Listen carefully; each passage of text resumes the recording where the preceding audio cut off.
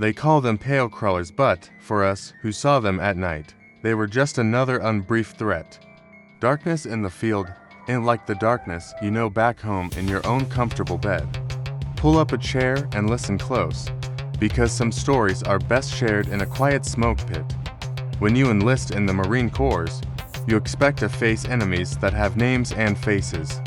But the military stays silent about certain things that live deep within our most isolated training grounds. My journey into this strange reality began the very moment I signed those papers and officially enlisted.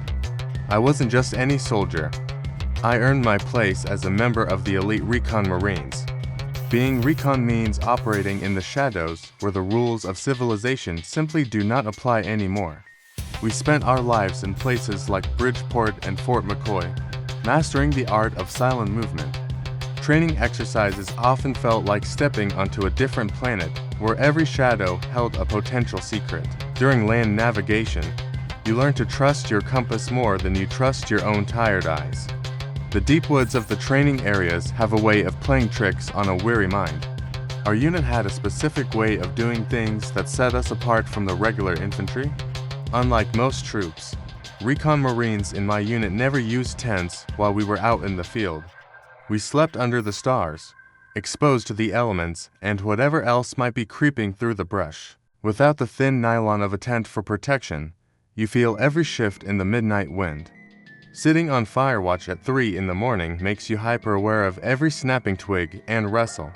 You start to wonder what happens when the hunter suddenly becomes the hunted in the pitch black. That is when we started hearing the whispers about things they called the pale crawler or the Rake. These aren't just ghost stories told to recruits. They are collective names for a very real encounter. A pale crawler is something that defies logic, moving with a speed that shouldn't be humanly possible. To some, it is known as the Rake, a creature of bone-white skin and predatory, hollowed-out eyes. We were trained to handle any combatant, but nothing prepares you for a cryptid in the treeline. The bizarre reality of military training exercises is that the most dangerous things aren't always the targets. You realize quickly that the field is a place where the unknown is always watching your every move. Why does the military remain so tight-lipped about the things that haunt our primary training grounds? Perhaps some truths are too unsettling to include in a standard tactical briefing for young Marines. I saw things that changed my perspective on the world and what hides in the dark corners. It all started with the harsh reality of what we simply call the field in the Corps. Let me take you back to where the silence of the woods first began to feel heavy. Before any monsters ever show up, the terrain itself is usually the first thing that tries to break you. My first duty station was in Hawaii, a place people usually mistake for a tropical paradise on Earth.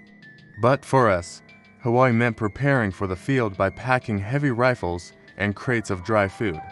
We hauled endless supplies of water, fuel, and extra batteries just to keep our radios alive out there.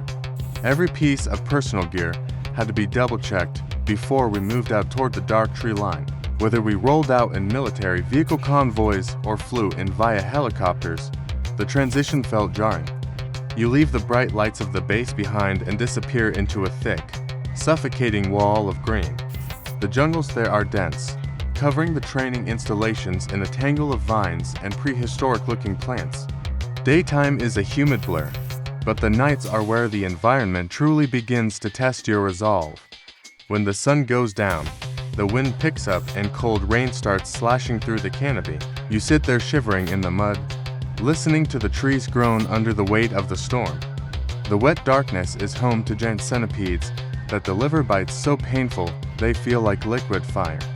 You quickly learn to check your boots and gear because everything crawling in that mud wants a piece. It is a wet, green claustrophobia that makes you feel like the island is slowly swallowing you whole. Then you have the total opposite at Camp Pendleton, where the California sun bakes the earth into dust. Instead of jungle rot and rain, you are constantly scanning the dry brush for coiled rattlesnakes and cacti. Every step during land navigation requires focus, or you'll end up with a boot full of painful needles. Whether it is the desert or the jungle, your mind is always occupied by these very real threats. you get used to the rattles and the bites, categorizing them as just another part of the job. How do you even distinguish a real threat when everything around you is already trying to kill you? You start to tune out the odd sounds, assuming it is just the wind or a scavenging animal. During a long fire watch, the shadows play tricks on your eyes until the environment feels like an enemy. Training at Bridgeport or Fort McCoy meant facing conditions that most civilians would never even want to imagine. Back at the smoke pit, the old-timers would tell stories about something they called the Rake. We mentioned the pale crawler in whispers, laughing to keep the fear from settling into our tired bones. Every strange noise on Firewatch made our hands tighten on our rifles, just in case they were right. But even the most dangerous animals don't compare to the things that do and belong in the food chain. At 10,000 feet, your mind starts to play tricks on you in the thin mountain air. They call it high-altitude pulmonary anemia, the perfect cover for seeing something truly terrifying and real. Let me tell you about Corporal Oscar and a desolate place known simply as Bridgeport. Oscar was a United States Marine stationed at the Mountain Warfare Training Center in Bridgeport, California. He served within Platoon Alpha 2 of the 1st CB Combat Engineer Battalion during those cold months. Between September and October, his unit joined Victor Unit 2-1 for a massive joint mountain training exercise. The jagged peaks of the Sierra Nevada mountains loomed over the training area like ancient, watching giants. Before deploying, the Marines at Camp Pendleton were briefed on the dangers of high-altitude pulmonary anemia. Officers warned that the sudden drop in oxygen could trigger vivid hallucinations and deep cognitive confusion. Acclimatizing to Bridgeport is like trying to breathe through a cocktail straw while hiking a vertical slope. At the lower base camp, the units were given 2 days to let their bodies finally adjust. The transition from the coastal heat of Pendleton to the freezing mountain peaks was a brutal shock. Corporal Oscar was seasoned, but even he felt the weight of the isolation in those high ridges. Night falls differently in the mountains, bringing a silence so heavy it makes your ears ring constantly. Far above the base camp, marine animal packers patrolled the treacherous trails with horses and pack donkeys. Navigating the vertical terrain for land navigation became a brutal challenge where vehicles simply could not reach. The Marines were prepared for the cold and the climb, but nobody briefed them on the shadows. Even during the day, the landscape felt wrong, as if something was watching from the granite crags. Oscar noticed that the pack animals seemed jittery whenever they approached certain darkened sections of the trail. Is it really a hallucination if every man in the platoon is seeing the same strange thing? The thin air makes every shadow stretch, twisting the pine trees into tall, unnaturally pale shapes. They were told the thin air would make them see things, and they were half right. But the things Oscar encountered didn't vanish when he blinked or rubbed his tired, burning eyes. To keep us sane, leadership at Camp Pendleton briefs every Marine on high-altitude pulmonary anemia. They want you to believe your mind breaks long before your body does in these mountains. At Bridgeport, they explain how the thin air can play tricks on your weary, oxygen-deprived brain. These oxygen differences supposedly trigger vivid hallucinations that feel entirely too real to the sleep-deprived. It is a convenient excuse for why a hardened Marine might see a pale crawler in the brush. During land navigation, the instructors insist that any movement in the shadows is just a chemical imbalance. But if it is just a trick of the mind, why does every briefing follow the same script? They even built in 2 days of altitude acclimatization at the lower base camped in Bridgeport. Those 48 hours are meant to steady your pulse and clear the fog from your vision. If your blood is saturated with oxygen, those supposed hallucinations should simply vanish into the night. Yet, even after the training wheels come off, the things in the darkness remain stubbornly visible. You will be sitting at the smoke pit, hearing the same terrifying stories from guys in different platoons. If one man sees the Rake, it is a medical emergency. If 3 see it, it is a threat. High-altitude pulmonary anemia does not usually result in 3 people hallucinating the exact same nightmare. The brass uses these medical terms like a shield to deflect the reality of what we encounter. On Firewatch, you start to realize the official briefings are missing the most terrifying details. They never explain why these sightings follow us from the heights of Bridgeport to the plains of Fort McCoy. It is much easier to blame a lack of oxygen than to admit something is hunting the perimeter. But, as the shadows lengthen, the medical jargon feels thinner than the mountain air itself. We were told our eyes were lying, but our instincts told a much darker, more physical story. Every Marine knows the difference between a tired mind and a predator watching from the tree line. When multiple teams report the same pale crawler, the altitude sickness excuse starts to fall apart. These sightings are not just random flashes of light or distorted shapes in your peripheral vision. They are consistent, terrifying encounters that occur long after our bodies have fully adjusted to the height. If science explains the why, it certainly fails to explain the collective what we are all seeing. While Oscar struggled in the mountains, another soldier was facing the dense, dark woods of Wisconsin. Back in 2014, I was a National Guardsman making the leap from enlisted to officer. Through the ROTC program, I found myself training deep within the sprawling grounds of Fort McCoy. Have you ever been truly alone in a thick forest long after the midnight hour? Night Land Nave is like solving a puzzle in a dark basement while someone watches you. It was a standard exercise, but the technical preparation felt heavier than usual that cold evening. Our platoon gathered under the flickering lights, checking our gear before the sun began to dip. We were scheduled for a solo night navigation course that would test every bit of our resolve. The mission window was set strictly from 20:30 until 30 minutes past the stroke of midnight. Fort McCoy is a massive place, and the Wisconsin wilderness swallows light like a hungry beast. We arrived at the staging area in the back of several rumbling light-medium tactical vehicles. These LMTVs bounced along the dirt trails, dropping us off into the encroaching shadows of the pines. Each soldier was a solitary point on a map, tasked with finding markers in total darkness. I gripped my compass tight, knowing that the terrain itself is usually your first true enemy. The technical aspects of land navigation require a focused mind and a very steady hand. You rely on your equipment, your map, and a red lens flashlight to navigate the uneven forest floor. The familiar banner of the smoke pit was gone, replaced by the heavy silence of the woods. My goal was to move through the brush and locate several points before the clock hit midnight. Being so low during a night exercise makes you hyper-aware of every snapping twig and rustling leaf. Every movement I made felt amplified in the stillness of the Wisconsin night at Fort McCoy.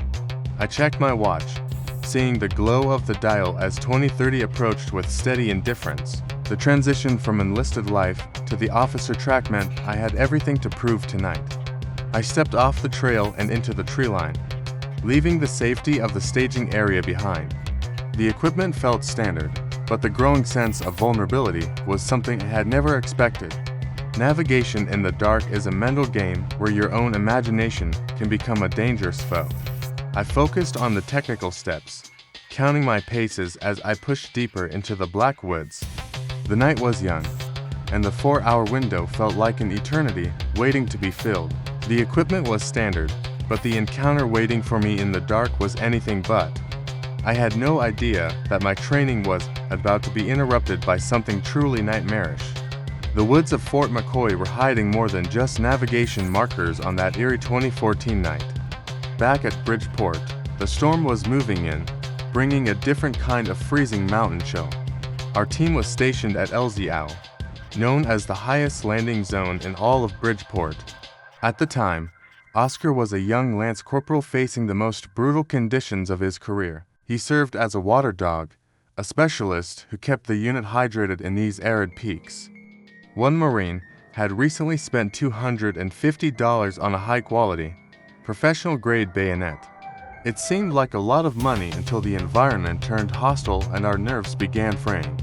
At exactly 9 p.m., the freezing snow began to drop, turning the mountain into a white void. We immediately began constructing a shelter to protect ourselves from the biting wind and the bitter cold.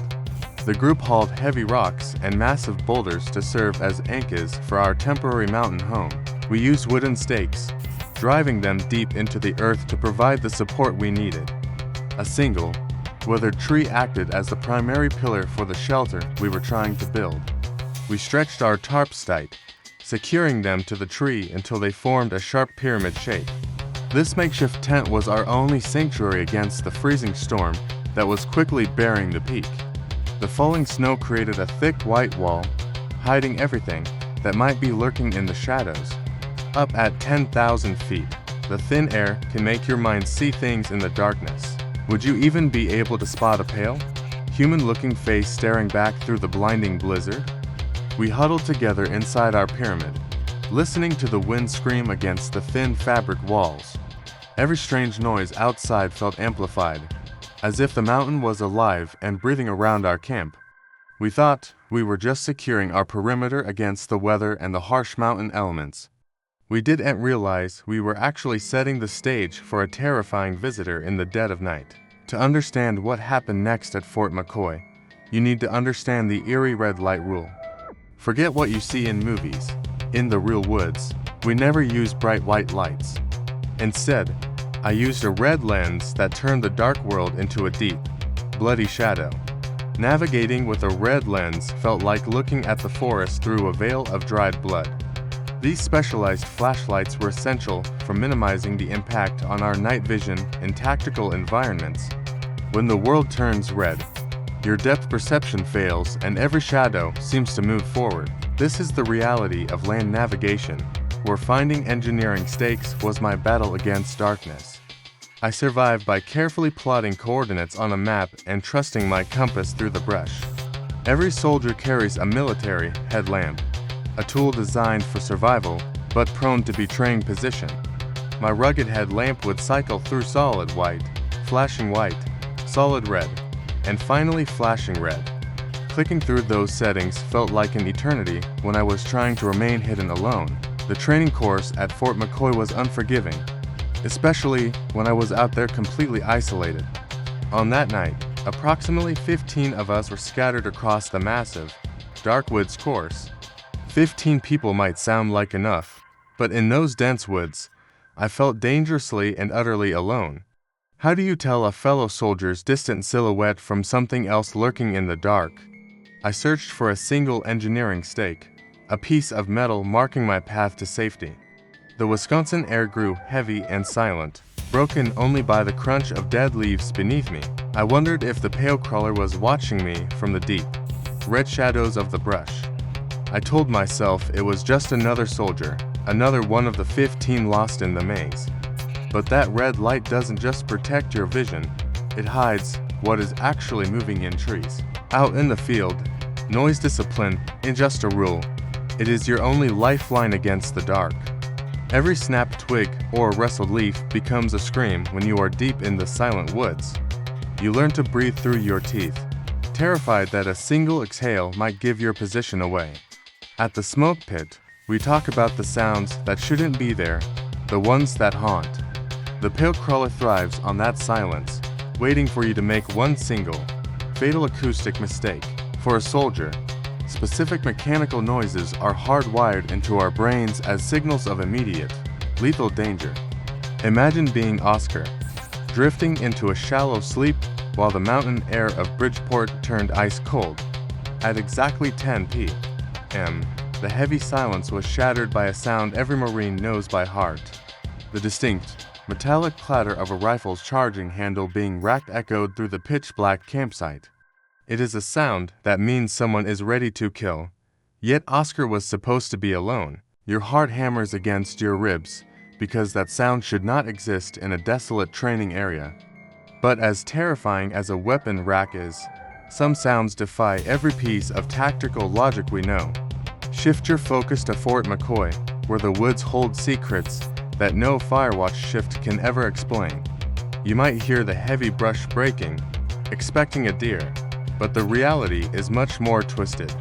In those Wisconsin woods, something moved with a speed that defied the laws of human anatomy and physics. A shadow detached itself from the canopy, scurrying down a massive tree trunk on all four limbs.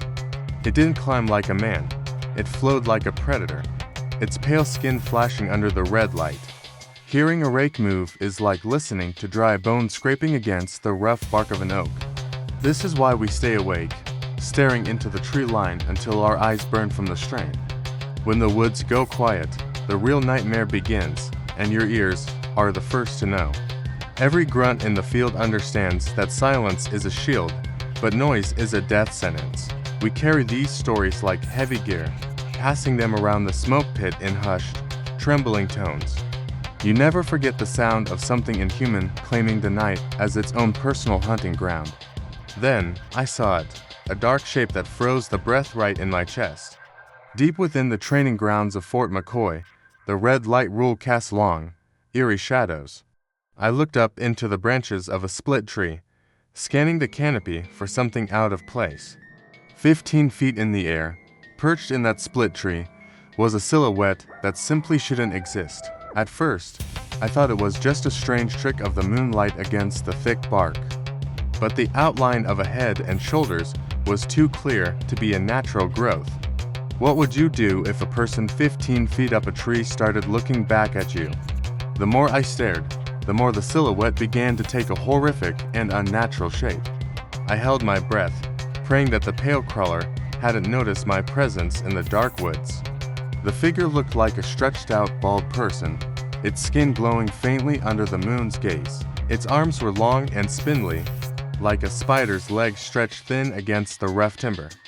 Then the creature turned, revealing a pinched face that seemed caught in a perpetual, silent scream. It sat perfectly still, balanced in a way that defied every law of human anatomy and physics. The silence of the forest grew heavy, as if the woods themselves were holding their collective breath. This wasn't a fellow soldier on land navigation or a lost trainee wandering from the smoke pit. It lacked the bulk of a bear and the familiar movement of any local Wisconsin wildlife. The emaciated frame looked as though it hadn't known the warmth of a meal in decades. Those elongated arms gripped the wood with a strength that suggested a predator ready to pounce. The pinched features were tied against the skull, creating a mask of pure, unadulterated nightmare fuel. Every detail confirmed the worst. I was face to face with the entity many call the Rake. It wasn't a soldier or a bear, but a nightmare with a pinched face watching me.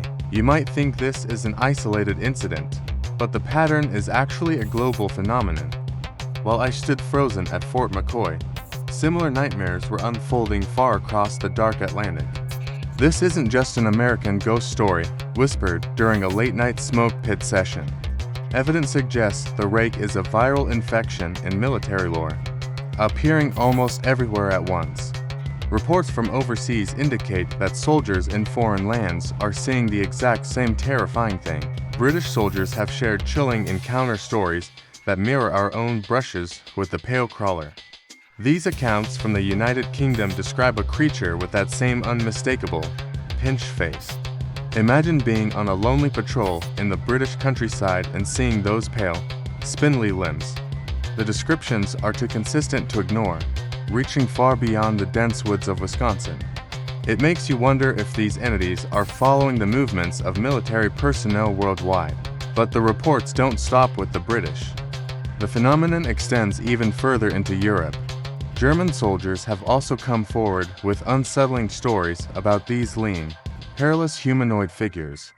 Their accounts of the Rake are eerily similar to what we experience during land navigation training.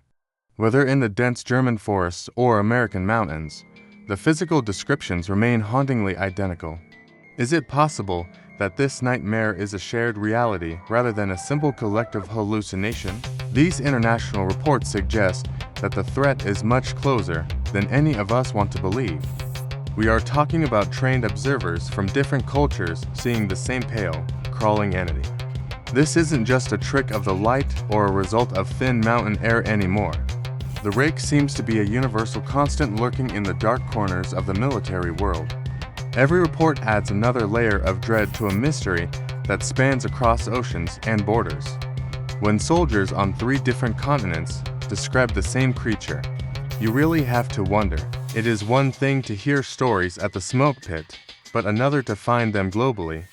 When you look at reports from different nations, a terrifyingly consistent pattern begins to emerge. Take the incident at Fort McCoy where a soldier described something that looked almost human. He saw a stretched out, bald person with long, spindly arms and a strangely pinched face. This specific description of a pale crawler is unique to our own American training grounds. Across the Atlantic, British units have reported seeing the exact same emaciated figures in the woods. They describe a creature often called the Rake, matching the physical traits seen by U.S. Marines. German soldiers out on field exercises have also shared stories that sound hauntingly familiar to us. These men aren't reading the same horror blogs. They are reporting what they see during firewatch. Whether in the mountains of Bridgeport or the forests of Europe, the details remain chillingly constant. Every witness mentions that same hairless, bald head and those impossibly long, thin limbs, the way they describe the emaciated ribs and the pale, translucent skin is truly unsettling. It makes you wonder how soldiers who never met could describe the same pinched facial features.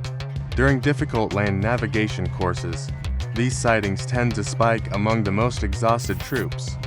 We used to blame the thin air, but the German reports come from much lower elevations.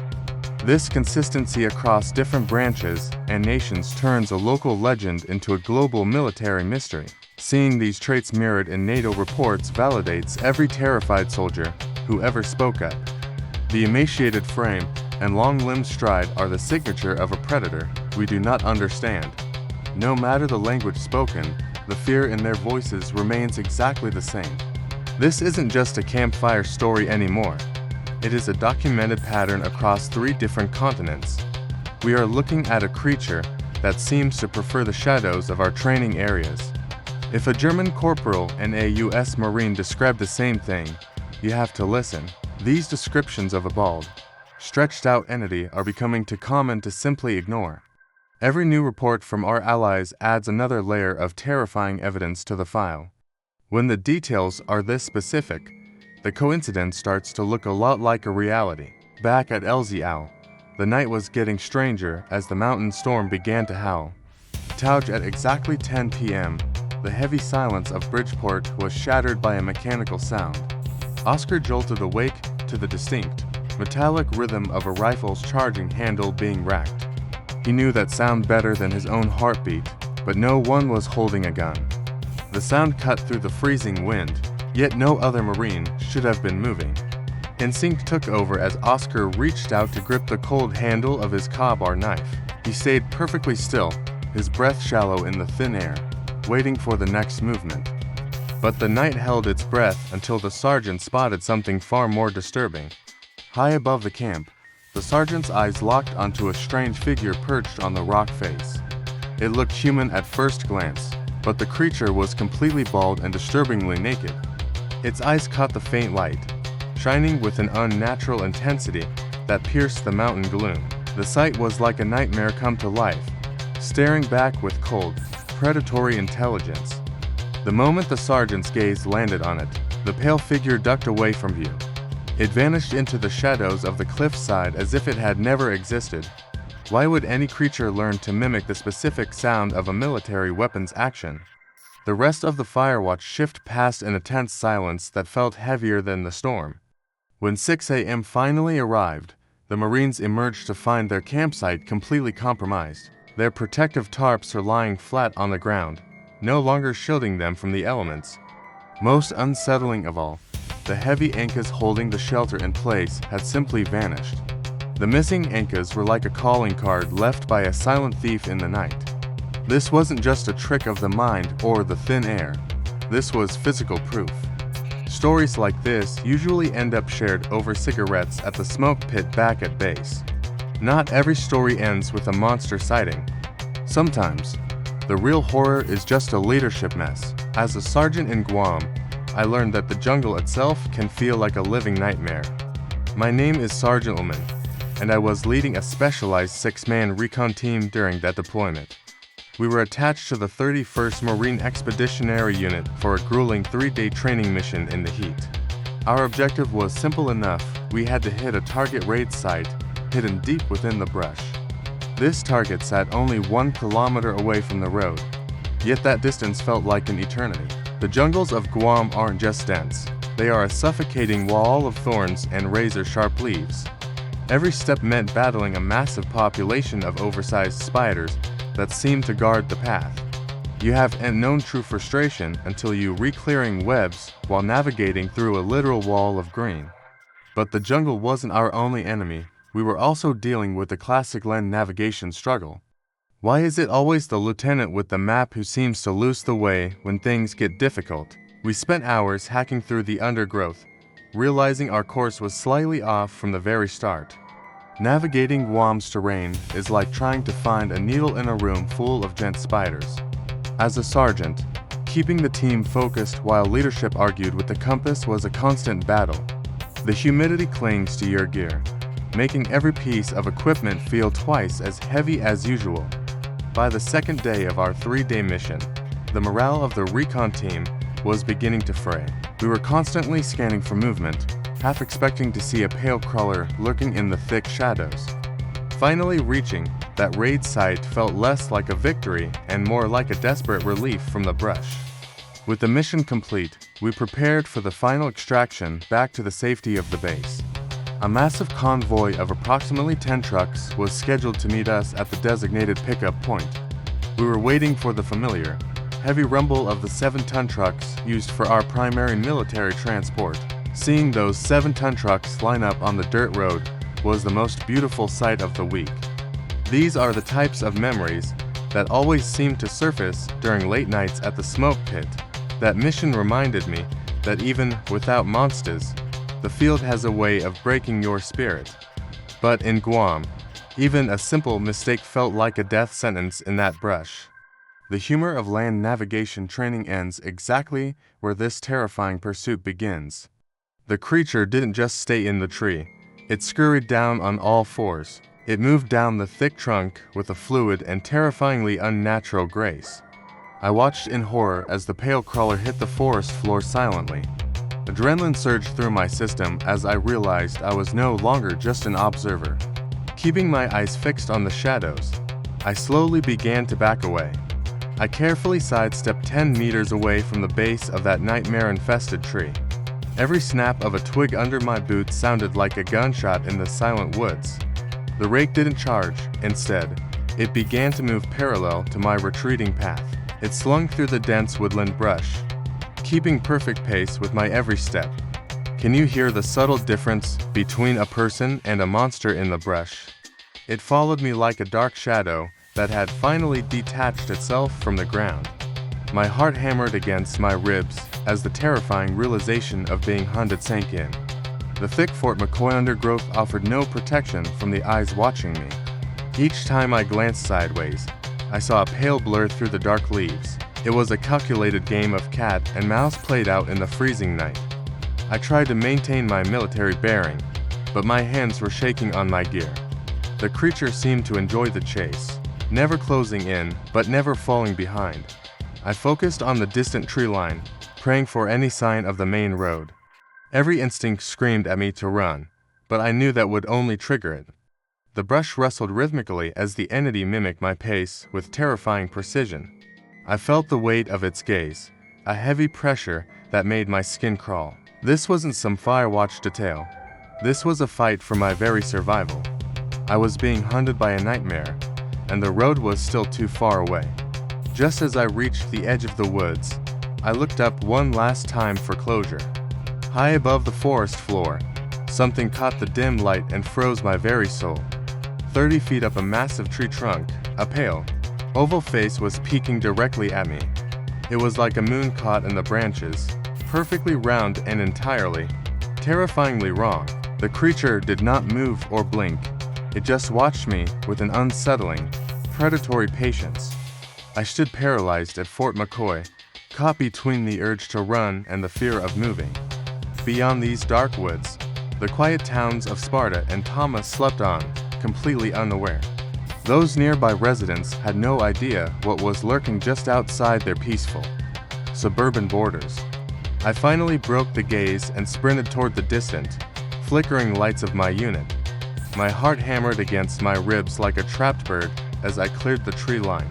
Every snapping twig behind me felt like a reaching hand, clawing for the back of my neck. I did not stop running until the familiar hum of military vehicles replaced the suffocating silence. Checking my watch, the glowing numbers confirmed I had finally returned to my platoon at 12:15 a.m. The sergeant looked me over, but I just took my place in line without saying a word. How could I explain a pale face watching me from the canopy of a Wisconsin forest? If I spoke about the pale crawler, they would probably just send me to the psych ward. I decided then and there to keep the nightmare locked away behind a wall of silence. The red lights of the camp felt safe, but the darkness beyond them felt hungry and vast. I made it back safely, but a small part of me never really left those woods. Why did it let me go when it clearly had the advantage from the heights? That question haunts my dreams whenever I find myself near a dark, wooded tree line. The rake, or whatever it was, remains a secret I carry through every firewatch shift. The field is a strange place for a reason, holding secrets that military briefings often simply ignore. Next time you are out there in the quiet parts of the world, are you truly alone? Are you sure you are the only one with eyes peering from the deep and heavy dark? The stories we share at the smoke pit are the ones that keep us awake on watch. Tales of the pale crawler or the rake become more than just legends in the midnight silence. From the frozen peaks of Bridgeport to the eerie, red-lit woods of Fort McCoy, danger always lingers. Whether you are on firewatch or struggling through a midnight land navigation course, you must stay sharp. You might blame the thin mountain air or the crushing exhaustion of a long field training operation, but some things seen in the shadows cannot be explained away by simple high-altitude oxygen fatigue. Do you believe Oscar's mountain terror? Or do you choose to believe the official oxygen excuses instead? What have you seen when the sun goes down and the heavy silence of nature finally settles? Sometimes the most terrifying part is realizing your survival instincts were actually right all along the way. These strange entities seem to follow a global pattern that defies any rational or logical human explanation. When you are out in the elements, the terrain is never the only enemy you will face. Keep your senses sharp, because the woods have a way of hiding their most ancient, hungry residents.